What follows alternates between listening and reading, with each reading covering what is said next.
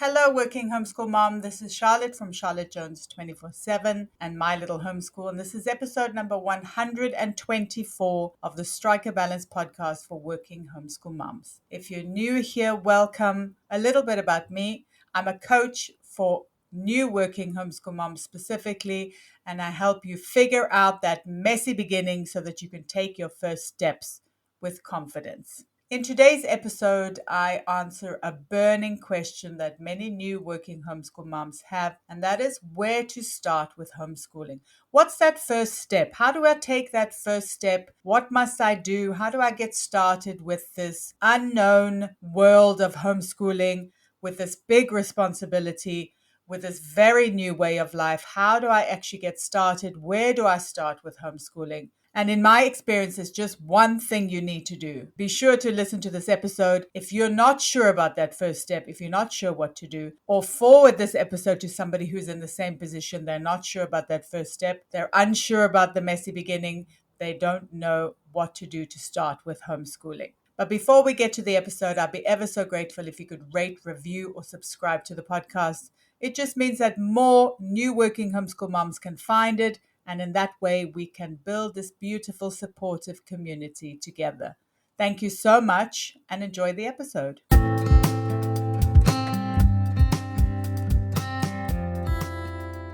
Hi there, and welcome to the Strike a Balance podcast for working homeschool moms. This is Charlotte Jones. I'm your host, and I am a podcaster, a speaker, a writer, and a homeschooling coach, specifically for working homeschool moms. I've been homeschooling my neurodivergent twin boys since 2017, and I've been a working homeschool mom since 2017. So I know it can feel really overwhelming to keep all the balls in the air all the time. So each week I chat about tips and strategies for being a happy and thriving working homeschool mom. I cover things like time management, homeschooling, mindset, and lots of other juicy topics like that. I also speak to awesome and inspiring women who manage to juggle homeschooling and work successfully and find out what their secrets are. And I also welcome experts who can help you on your working homeschool mom journey. I have lots of ways to support you, so be sure to check them out in the show notes. You can download my time audit as your first step to managing your time better. I have a Facebook group for working homeschool moms that you can join as well. And be sure to sign up to my newsletter for weekly updates. And if you need additional support, you can join the WHM Collective, which is a supportive community of working homeschool moms where we delve deeper into topics that are going to help you thrive as a working homeschool mom. Or if you need one-to-one support, be sure to book in a session with me. I'm so excited for you to be here, and I know you'll get so much value out of this episode. So let's get started.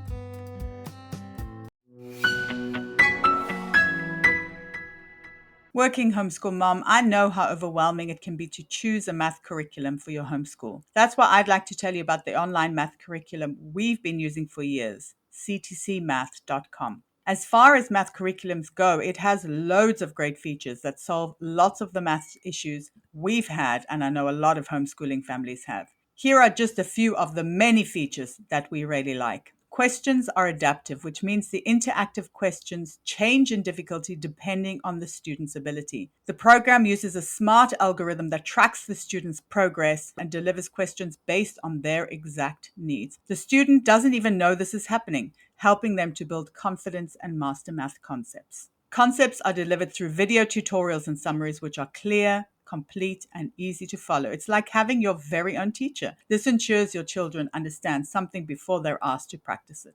And then for us parents, CTC Math has extensive reports which are so valuable in monitoring your child's progress and spotting any gaps. And they offer a 12-month money-back guarantee if this curriculum is not for you and your family. CTC will provide a full refund, no questions asked. But I think the most important thing is a whole lot less stress when it's math time for both parents and kids. You get to outsource math with confidence, and your kids get a fantastic tailor-made program that makes learning and mastering math enjoyable and positive. Visit CTC Math today to start your free trial. CTC Math is also offering you, listener, an amazing special. When you go to ctcmath.com/MLH, you can get a half price discount plus a bonus 6 months for free. That's ctcmath.com/MLH. Where to start with homeschooling? The burning question that many, many, many new working homeschool moms ask. Where do I actually start? So, when I think back to when I started homeschooling as a working mom, I wasted so much time. My idea of where to start with homeschooling was quite misguided, to be honest. I concentrated on all the wrong things and it caused resistance from my kids, me to be totally frustrated, and general bad vibes in our home. It was not fun. So, on today's episode, I want to share with you what I found to be really important. And it might come as a surprise to you, or if you've been here a while, you might not be so surprised. If I can save you just a few days or weeks of stress and frustration, it will be totally worth it. I will have done my job. So, like I said, I wasted so much time. And I tell my clients and audience to be kind to themselves. So, I need to give myself grace, definitely. But honestly, I did waste a lot of time at the beginning of our homeschooling journey. My main obsessions were a homeschool room and finding a curriculum. And along with that, there were doubts and worries that I didn't actually know what to do. Was I even qualified to homeschool? So, as you can see, I started homeschool from a place of lack, from a place of fear, from a place of doubt, and a place of anxiety. And my kids definitely picked up on this. Even though their public school experience had been really, really traumatic, they were not excited or interested in homeschooling. They were having none of it. And I was frustrated. I was even resentful. All my lessons fell flat. The kids didn't want to participate. And it made me angry, to be honest. I was like, I'm making this huge sacrifice for you. Why are you not more appreciative? I'm being honest here. Eventually, I realized that I needed to take a step back. And this was the best thing that I could have done. It took off the pressure and it gave me some time to figure out the best way forward. And that is how I stumbled on the concept of deschooling. And I recommend this is where to start with homeschooling. So, what is deschooling? So, if you've been here a while, you know I have spoken about it a lot. But maybe if you're not familiar with it, I do want to let you know what deschooling is about. First of all, I just have to tell you that it changed my life.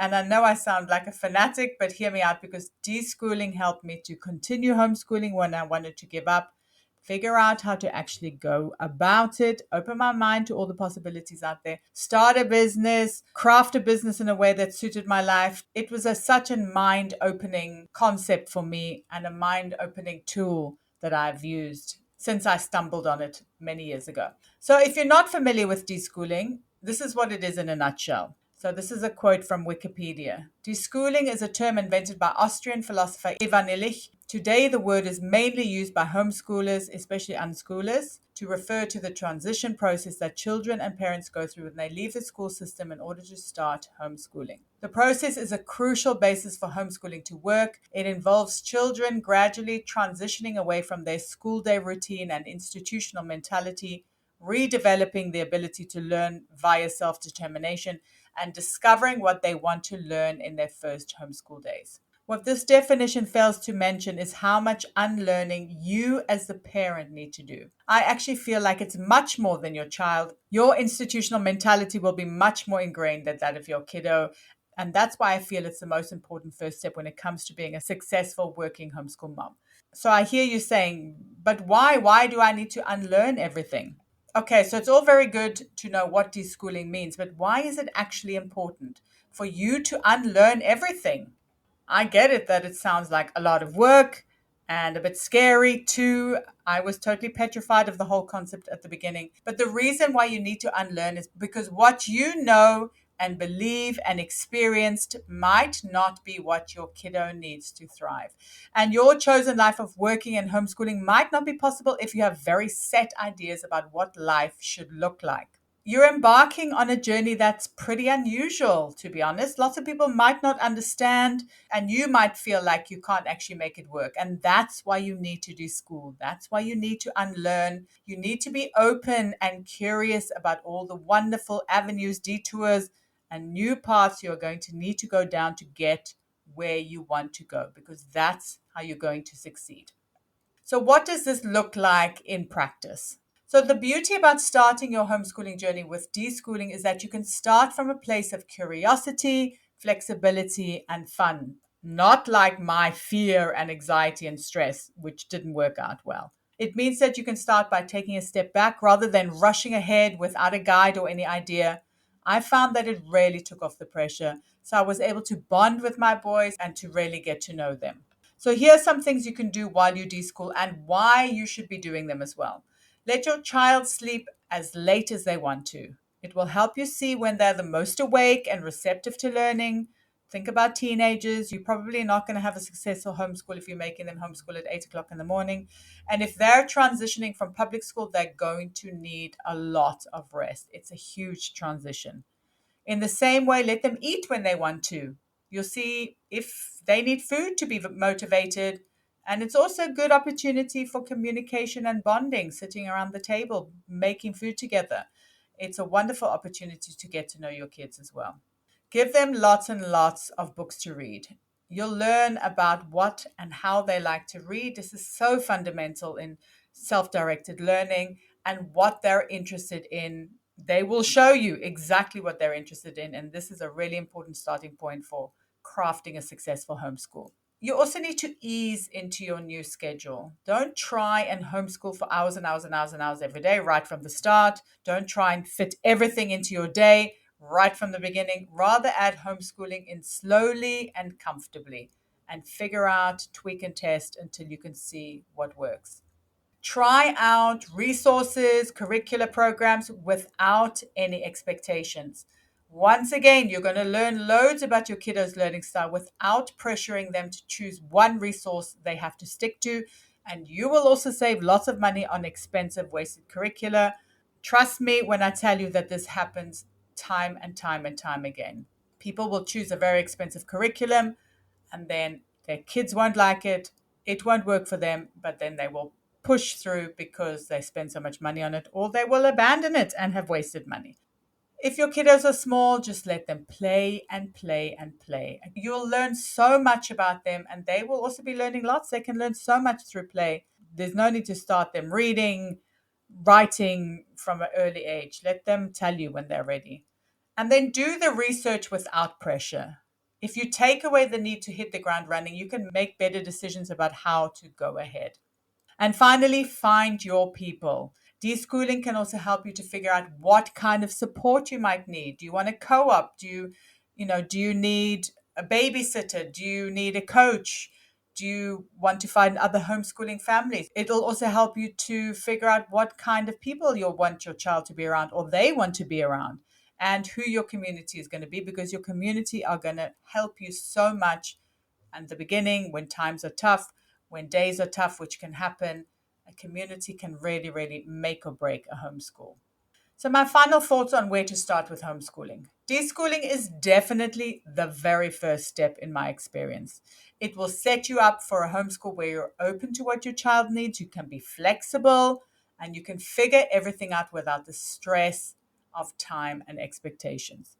It might not be easy. It might feel downright uncomfortable, but don't waste time like I did. Rather build that solid foundation so that you can forge ahead when the time is right. And you will see when all those elements are in place, when you've deschooled, your kids have deschooled, they will fly. Trust me on this. I've seen it once again. I've seen it time and time and time again. If the environment is right, if they are learning to their learning style, your kids will just fly ahead. And as always, I'm here if you want to know where to start with homeschooling. I will help you to spend time on the right things, and we will be able to figure out a way forward together. I really hope you enjoyed the episode. Please let me know what your greatest takeaway was. You can reach out to me on Instagram at charlottejones247 or on my website at mylittlehomeschool.com, or you could even drop me an email at hello@mylittlehomeschool.com. I'd be ever so grateful if you could rate, review, and subscribe to the podcast. It will help spread the news about being a working homeschool mom, and in that way we can build this wonderful supportive community together. Thank you so much for listening, and until next time, take care.